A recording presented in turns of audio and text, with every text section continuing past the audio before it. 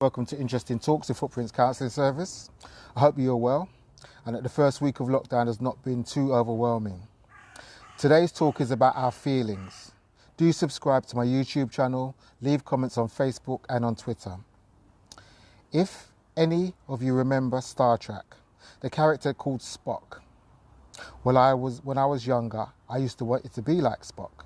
No feelings, no emotions, just pure logical thinking.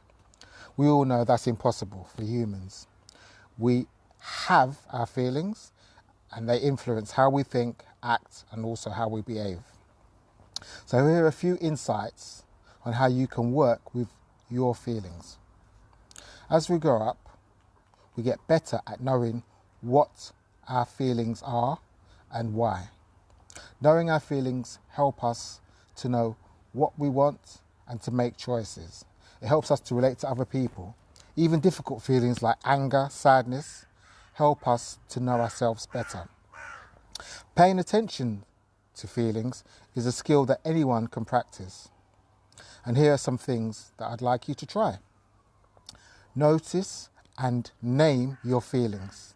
Start just to notice how you feel as things happen. Say the name of the feeling to yourself. For example, you might say, I feel proud when I did a class presentation that went well, or I feel disappointed at not doing well on a test, or I feel friendly when sitting with a group at lunch.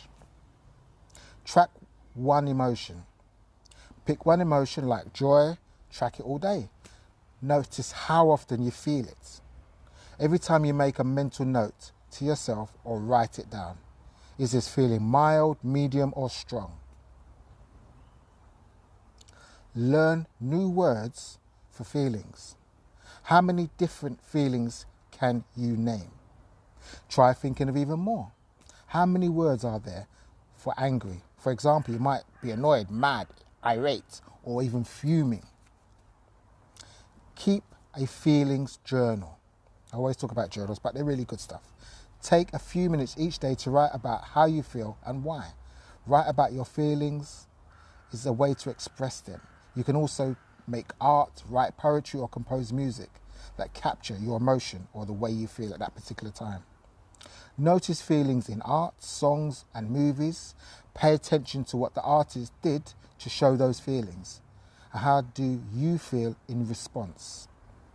The more you're aware of your emotions, they will help you to know yourself and understand you and people around you. Noticing and talking about your feelings is a healthy way to express them.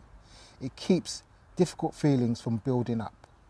The more you practice anything, as we know, the better we get at it.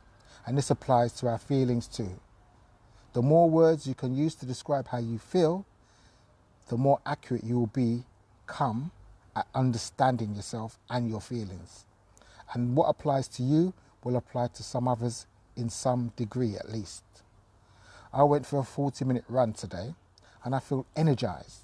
So that helps me with the rest of my day. See how you get on with this and do give me some feedback. Leave comments so that we can learn from each other and get a debate going, which is, I love doing that. If anyone could make use of this talk or that you think they could make use of this talk, do share it with them. Until next week, take care of yourself. Try your best to stay positive. Pay attention to your feelings. Bye for now.